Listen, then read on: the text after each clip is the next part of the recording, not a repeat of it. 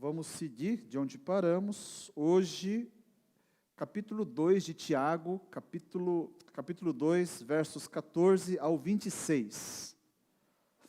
A minha versão é a Nova Versão Internacional. Vou fazer a leitura.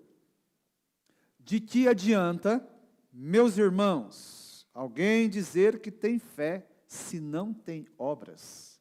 Acaso a fé pode salvá-lo? Se um irmão ou irmã estiver necessitando de roupas e do alimento de cada dia, e um de vocês lhe disser, vá em paz, aqueça-se e alimente-se até satisfazer-se, sem porém lhe dar nada, de que adianta isso? Assim também a fé por si só, se não for acompanhada de obras, está morta. Mas alguém dirá, você tem fé, eu tenho obras. Mostre-me a sua fé sem obras, e eu mostrarei a minha fé pelas obras. Você crê que existe um só Deus? Muito bem. Até mesmo os demônios creem e tremem.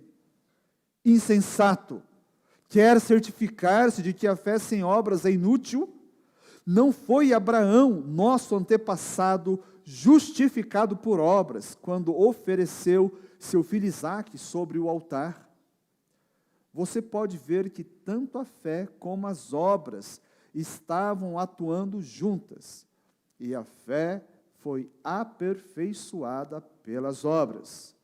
Cumpriu-se assim a Escritura que diz, Abraão creu em Deus, e isso lhe foi creditado como justiça, e ele foi chamado amigo de Deus. Vejam que uma pessoa é justificada por obras e não apenas pela fé.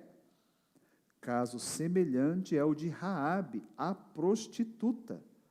Não foi ela justificada pelas obras quando acolheu os espias e os fez sair por outro caminho, assim como o corpo sem espírito está morto, também a fé sem obras está morta. Pai Santo, precisamos do Espírito Santo aqui neste lugar e também com os nossos ouvintes através do YouTube. Fala conosco. Acorda aqueles que precisam ser acordados. Traz vida àqueles que estão mortos. E que a tua igreja possa ser lindamente edificado nesta manhã.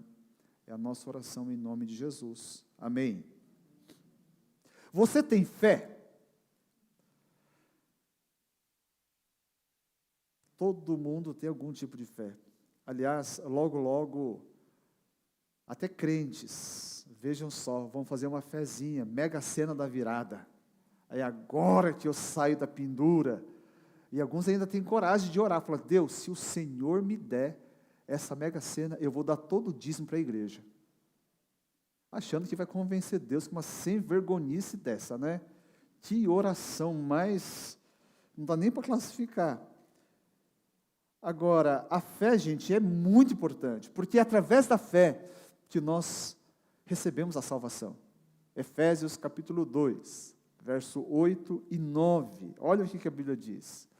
Pois vocês são salvos pela graça por meio da fé, e isso não vem de vocês.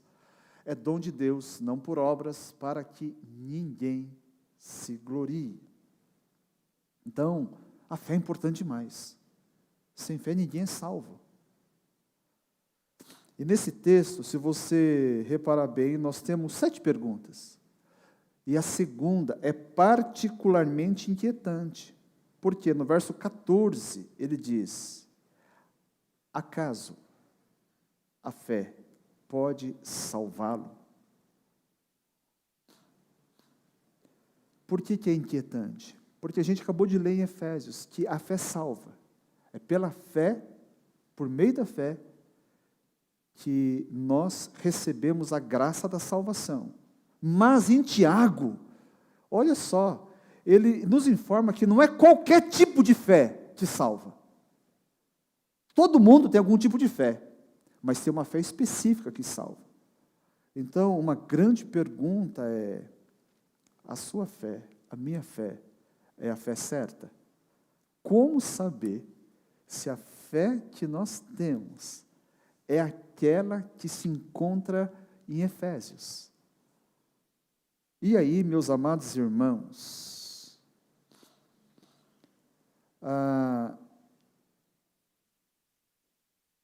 Tiago, ele fala que não é qualquer fé que serve, ele tem uma fé que ele chama de morta. Fé morta, já pensou? É o tipo de fé que só serve para ser enterrada. Ela é inútil, ela não produz nada de bom.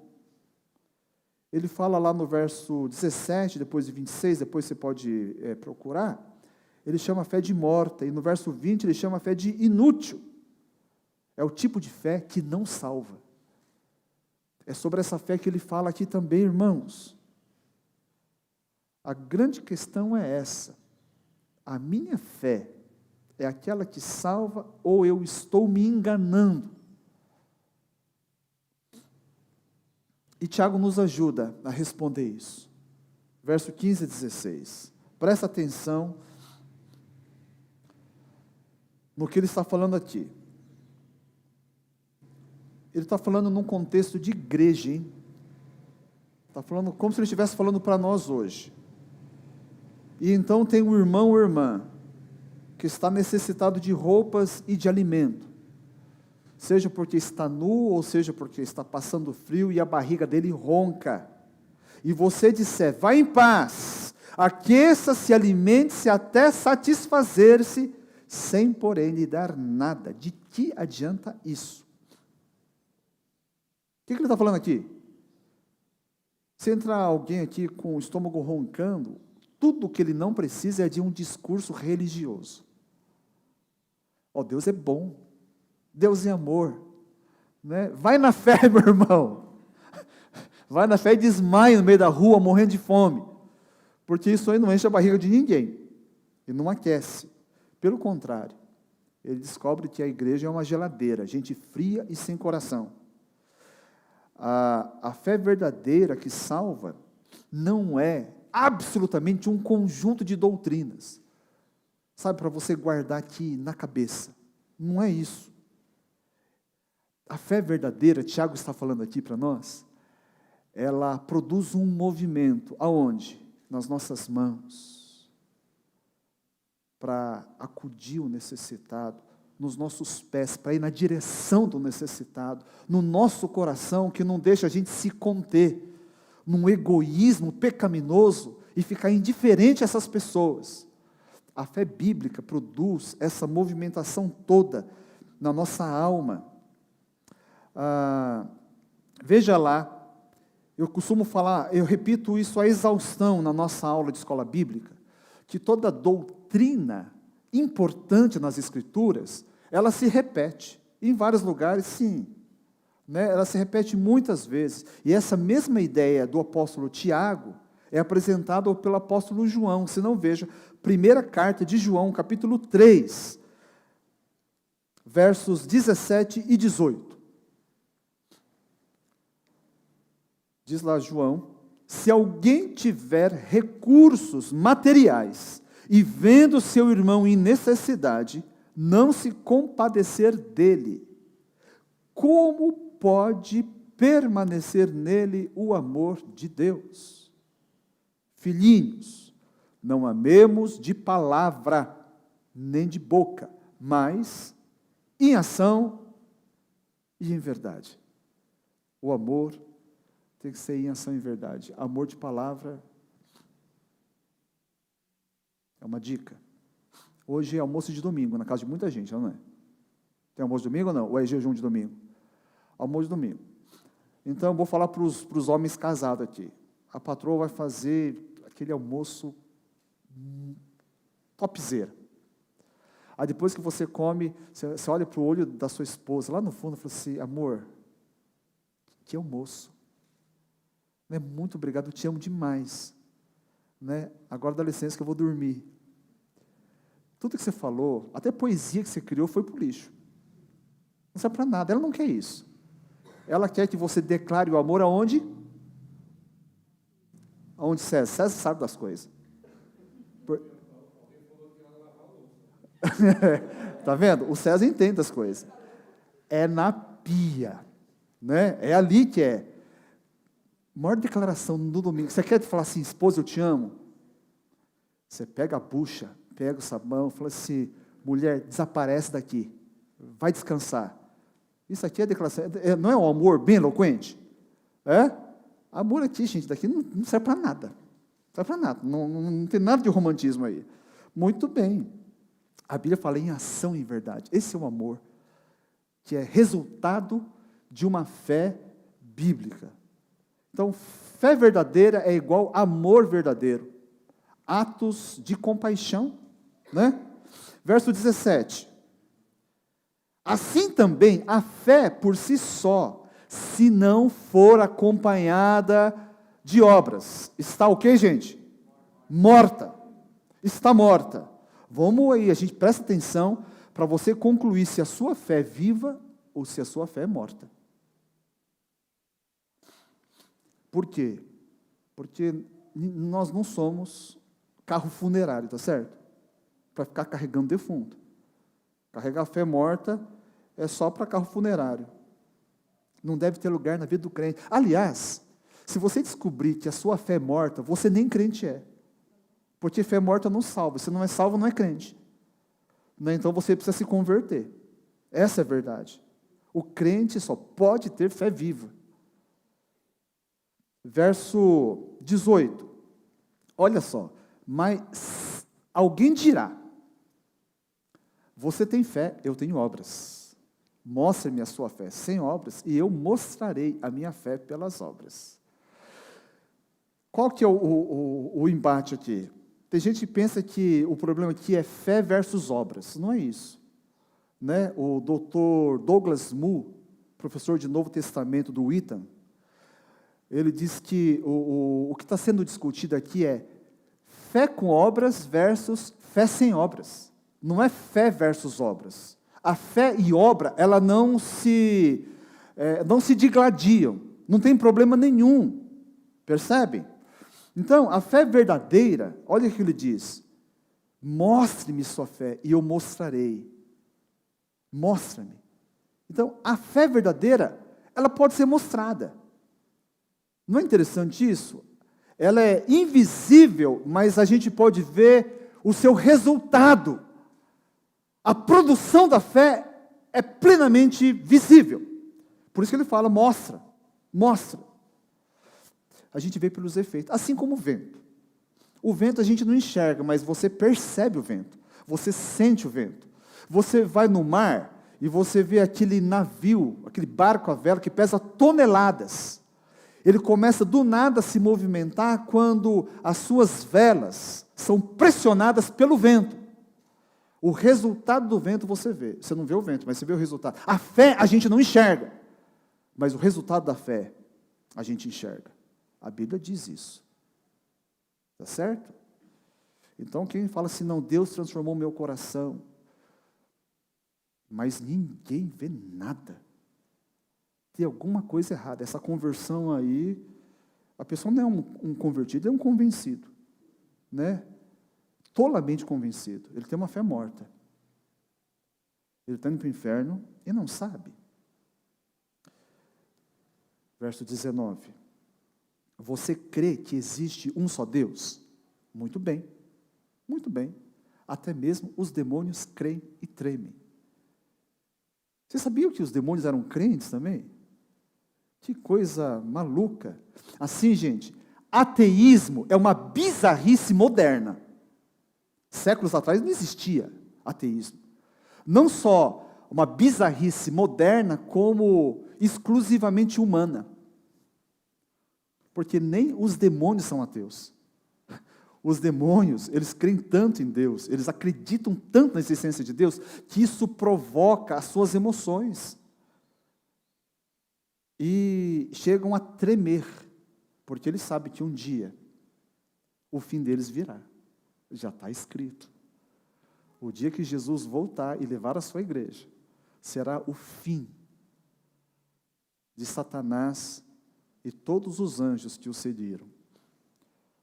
Então, falar assim, eu acredito em Deus, não faz de você um crente salvo. Porque os demônios também acreditam em Deus. Estão todos destinados ao inferno. Então não basta. Tem gente que fala, não, eu acredito em Deus, então eu sou salvo. Você está enganado. A sua fé não é diferente de uma fé de demônio. Já pensou nisso? Né? É a mesma fé. Você pode falar assim, eu tenho uma fé demoníaca. Por quê? Porque eu creio em Deus, mas essa fé não faz nada. Porque os demônios creem, mas eles não se submetem a Deus. Eles não adoram a Deus. Eles não amam a Deus. A crença dos demônios não produz nada de bom. Se você é um crente, que fala que acredita em Deus, mas não obedece a Deus, não ama a Deus, não adora a Deus, e a sua fé não produz nada de bom, você acabou de aprender nessa manhã que você tem uma fé demoníaca. É igualzinha deles, não muda a qualidade. Vejam só que coisa terrível, terrível. Então, Tiago, ele começa agora a dar exemplos de uma fé viva. Vamos parar de falar de defunto aqui. E ele começa falando por meio de um herói nacional, a grande figura do Antigo Testamento, o pai das 3 grandes religiões monoteístas do mundo, Abraão, reverenciado por judeus, por muçulmanos e por cristãos. O grande Abraão. Abraão, você vai ver a história de Abraão no Gênesis a partir do capítulo 12. Mas o que ele está falando aqui pontualmente a partir do capítulo 22 do Gênesis. Veja bem, Abraão, aquele homem velho, casado com uma idosa, estéril, ele recebeu de Deus uma promessa. Falou assim, olha, através de você, vou fazer de você uma grande nação. Um dia Deus chamou ele para fora da tenda, ele morava em tendas, o céu negro estrelado, falou assim, dá uma olhada. Se você puder contar essas estrelas, vai ser mais ou menos isso a sua descendência. O homem era velho, sem filhos. Então Deus deu um filho. Nasceu quem, gente? Isaac. Tem uma que lê a Bíblia. Isaac, então, toda vez que ele via Isaac, eu falei, caramba, só tem um guri, mas esse guri vai crescer demais. Ele deve casar com uma nordestina, porque ele ter muitos filhos. E olhar para aquele guri ia crescendo, e Abraão acreditava, falou, não, através desse aqui, eu vou ser pai de uma multidão. Só que antes desse guri casar e ter filhos, Deus chama ele no capítulo 22, fala, Abraão, vem cá, vai para o Monte Moriá e oferece ali o seu filho em holocausto. Para quem não entende que o holocausto leva ele, pega a peixeira, passa no pescoço dele, mata ele, derrama o sangue e oferece como sacrifício para mim. E Abraão, ele foi. Depois de 3 dias de jornada, ele chegou no monte, ele levantou o cutelo e estava pronto para matar. E aí, é um negócio muito esquisito isso, Ele ia fazer mesmo isso. Deus prometeu. Abraão ia descer o cutelo no filho. O que isso tem a ver com fé?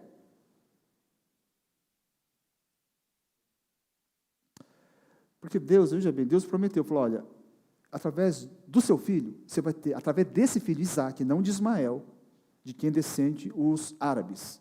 Através de Isaac, você vai ter muitos filhos. E Deus fala, mata o seu filho. E ele ia matar o filho. E a Bíblia fala que isso foi um ato de fé.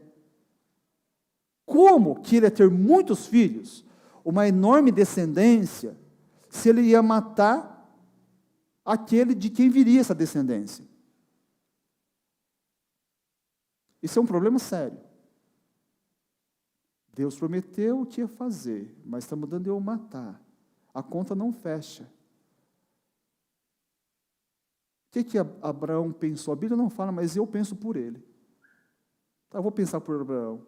Bom, Deus prometeu, só que se eu mato não dá, e Deus não pode mentir, o que eu faço? Eu obedeço, o problema é de Deus.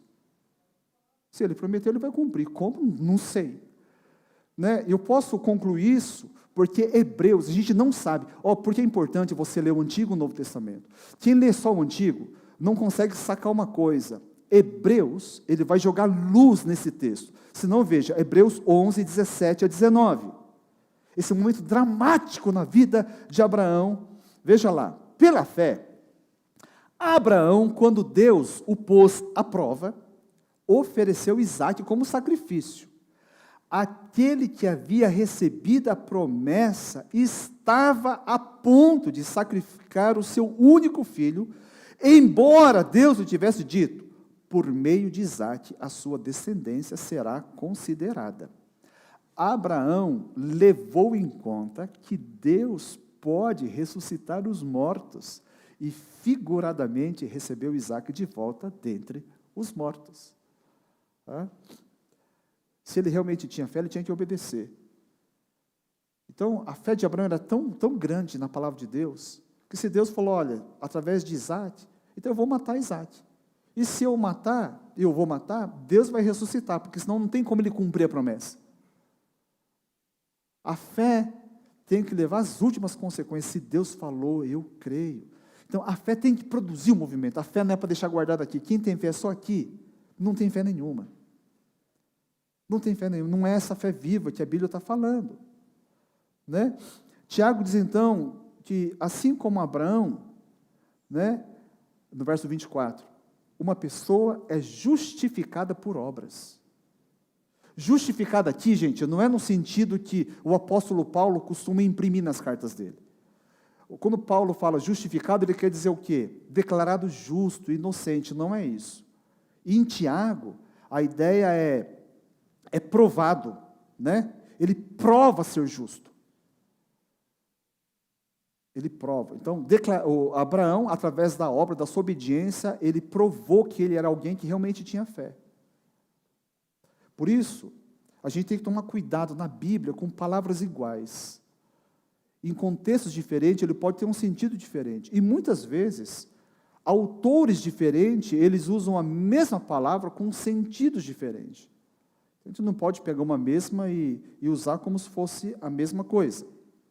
Aí, na sequência, Tiago, ele traz Raabe como um bom exemplo. Usar Abraão era meio natural, porque Abraão é herói, como eu falei, para 3 grandes religiões. Para os judeus, todo judeu até hoje reverencia Abraão. Nós reverenciamos Abraão. Abraão é um exemplo. Jesus é descendente direto de Abraão. Então, Abraão é natural. Aí, de repente, ele vai para outra ponta. A mais improvável pessoa para ser usado como exemplo, Raabe. Por quê? Era mulher. Né? Para os judeus, mulher sempre foi cidadão de segunda classe. Você sabia que, na época de Jesus, havia escolas rabínicas que discutiam se as mulheres teriam ou não alma? Né? Então, pegou a mulher. Para piorar, estrangeira, não era do povo de Deus. Né? Eram desprezados. E para piorar, mulher estrangeira e prostituta. Não tinha nada nela, né, para você olhar e falar assim: puxa, né, eu quero ser igual essa mulher aqui. Imagina, você vai, né, no centro de São Paulo, zona de Baixo Meretrício, fim do dia, e vê uma moça. Não estou desmerecendo essas pessoas, viu? Mas nenhum crente hoje, a gente sabe, né? Ela está lá com uma micro saia, usando roupas, deixando bem claro, assim, estou à venda, e você olha e fala assim: puxa, eu queria ser igual essa mulher. Que exemplo de fé. É mais ou menos isso que ele está fazendo aqui. E ele diz lá então, Hebreus, olha o que Hebreus fala sobre essa mulher. Interessante, porque Hebreus 11 é conhecido como a galeria dos heróis da fé. Abraão está aqui, Hebreus 11, acabei de ler. Mas Raabe também está. Olha só, e o que Hebreus 11, 31 fala? Pela fé, a prostituta Raabe, por ter acolhido os espiões, não foi morta com os que haviam sido desobedientes. Ela creu que Deus estava com o povo de Israel e que o povo dela, lá de Jericó, seria destruído. E por isso ela acolhe os espias, ainda que, né, ela corresse risco de ser descoberta e ser condenada como traidora da sua nação. Correu risco. E essa Raabe, assim como Abraão, a gente vê que tiveram desafios, eles enfrentaram e, acima de tudo, provaram a fé. Porque, veja bem, se ela acreditasse que aquele povo de Israel que estava saindo do Egito, estava chegando ali na Terra Prometida, e ela morava numa cidade murada. Os muros eram tão grandes que no muro, não é esse muro igual o nosso aqui, né? Que para você pular ele tem que ficar ali equilibrado. É muro que dava para passar a carroça por cima. Né? Eram tão largos que a casa da Raabe era no muro, não era ao lado do muro, era no muro. Era uma cidade fortificada, e de repente estava vindo um bando pelo deserto, e ela falou assim, puxa vida, aquele povo lá tem o Deus verdadeiro como Deus, e de alguma maneira misteriosa eles vão conseguir derrubar essa cidade fortificada, e ela ficasse tranquila ali dentro. Que tipo de fé que é essa? Ela acreditava, gente, era inimaginável um bando de andarilhos no deserto derrubar uma fortificação daquela. Mas ela acreditou tanto, que quando os espias entraram, ela falou assim, não, vem cá, eu vou esconder vocês. E quando isso acontecer, por favor, lembre de mim. E os espias falaram assim, muito bem, né, se você não nos denunciar, se você for a nosso favor, você tem um jeito para não morrer nesse dia. Quando Deus destruir as muralhas, a gente vier e matar todo mundo aqui. Você pendura esse pano vermelho ali na porta da sua casa. Aí a gente vai saber que você está ali, e todo mundo que estiver com você não será morto. Pano vermelho, né? Uma referência clara ao sangue de Jesus, né? É tudo graça. Ela merecia, gente? Merecia? Não merecia alguma coisa? Ela fez alguma coisa de bom? Era prostituta, não cria em Deus, de repente ela passou a crer. Ela não tinha feito nada de bom, ela creu, ela acreditou. E porque ela acreditou, ela fez obras. Porque ela acreditou, ela protegeu os espias. O que a Bíblia está querendo ensinar aqui? Que se você realmente crê, essa fé que você tem vai ter que produzir alguma coisa na sua vida. Fé que fica indiferente não é a fé que salva. Só acreditar que Deus existe e ficar indiferente a esse Deus, você de fato não acredita. Porque se eu e você acreditamos que existe um Deus, esse Deus é criador de todo o universo, é o Senhor absoluto sobre todas as coisas, que de um dia Ele enviará Jesus de volta, que Ele tem um plano para a minha vida e para a sua vida, e você fica indiferente, você não crê em nada. Você não crê em nada. Porque quando a gente começa a crer, a gente começa a ter um santo temor. E aí a gente não precisa mais de ter pessoas vigiando. Você não depende de ter uma câmara de vigilância no comércio para deixar de fazer o errado quando não tiver ninguém lá dentro. Porque você tem temor de Deus no coração. Você não depende, homens, de saber se a sua esposa está ou não em casa, para fazer aquilo que não deve, visitar páginas na internet que não deve, ter conversas que não devem ter, porque você tem temor de Deus. Essa fé provoca transformações. Os nossos estudantes não dependem de professor flagrar você colando ou não. Você simplesmente não faz porque você tem temor de Deus. E para você não precisar colar, você estuda. Você estuda com toda a dedicação, porque estudar é o jeito do crente jovem dar testemunho. E a gente começa a viver não dependendo de quem está vendo, das pessoas, mas porque alguém, aquele que vale, está vendo. Amém ou não? Muito bem. Verso 26. Assim como o corpo sem espírito está morto, também a fé sem obras está morta. Qual é a produção da sua fé? A sua fé tem produzido o que na sua vida e através da sua vida? Essa é uma pergunta que eu e você temos que responder. A grande produção da fé é o amor. Veja lá, Gálatas 5:6.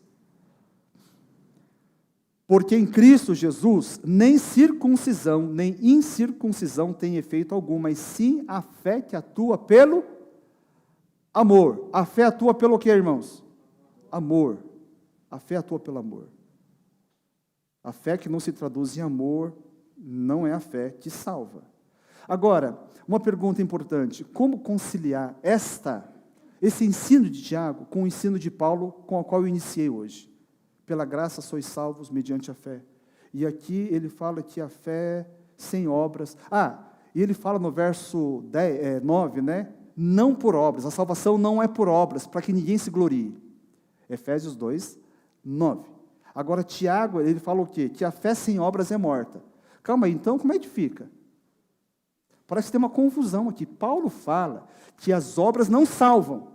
E Tiago fala que sem obras a sua fé é morta. Tem contradição aqui? Ou dá para a gente harmonizar esse ensino? Paulo apresenta a fé como meio para a salvação. Tiago não fala o contrário. Ele nunca fala que não é pela fé que a gente é salvo. Ele diz o quê? Que as obras vão comprovar a validade da sua fé. As obras é prova de que eu sou salvo. Sabe que Paulo fala exatamente isso no verso 10? Que muito crente não pega, ele gosta de ficar com o verso 8 e 9. Olha o verso 10 de Efésios, Efésios 2:10. Estou acabando, gente, acompanhe aqui comigo. Vamos lá, a gente pode ler junto? Pois vocês são salvos pela graça por meio da fé. E isso não vem de vocês, é dom de Deus, não por obras, para que ninguém se glorie. Olha o que Paulo está falando aqui. Que a fé que nos salva nos leva a Cristo, tá certo?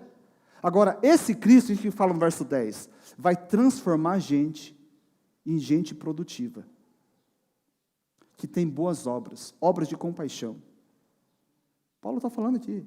Então, se eu e você temos essa fé que salva de Efésios 2, 8 e 9, o resultado vai ser o quê? Que Jesus, ele vai nos recriar e vai fazer a gente que faz boas obras.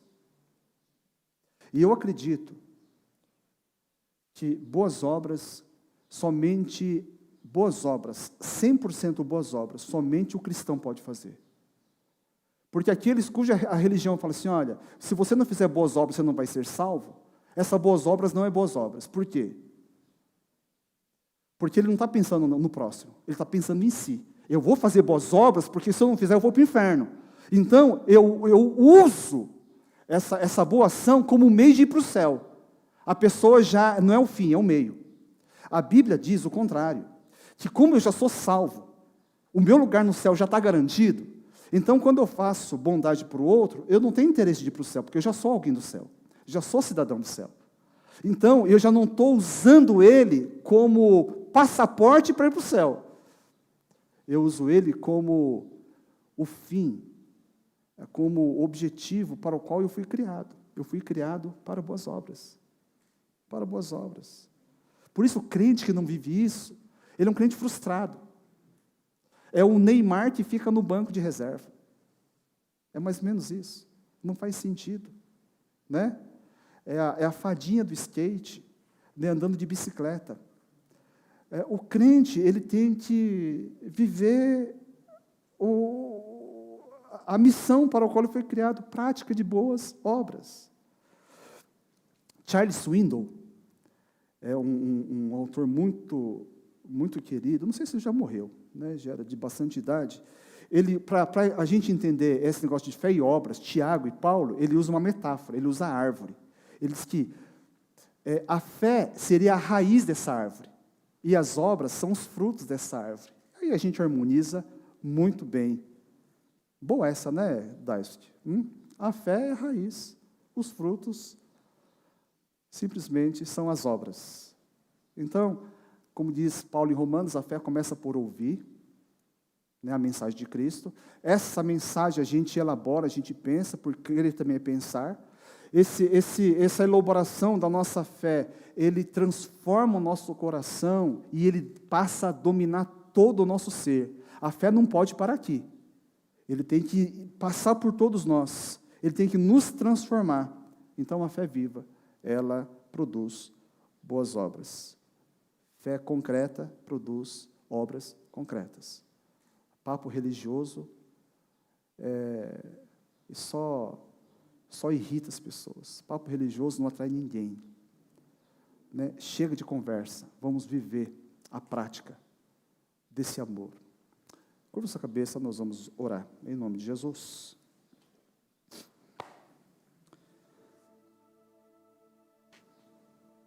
Pai, é muito desafiador para nós. E talvez para alguns foi assustador constatar que, na verdade, tem acalentado uma fé não diferente daquela que os demônios têm. Mas essa manhã, e a Tua palavra é um alerta e também é um chamado para permitirmos que essa fé que nos salvou, essa fé tão linda, gerada aí no Teu trono, que chegou até nós e nos convenceu do amor de Deus, a salvação em Cristo, essa fé que transformou, ó Deus, a nossa vida, ela não pare na nossa mente. Queremos que esse projeto que o Senhor tem para esse povo tão lindo, chamado igreja, ela seja levada a cabo. Não queremos ter discurso bonito na boca, mas queremos ter o comportamento de Cristo nas nossas ações. Um amor concreto que chega até as pessoas que precisam ser amadas.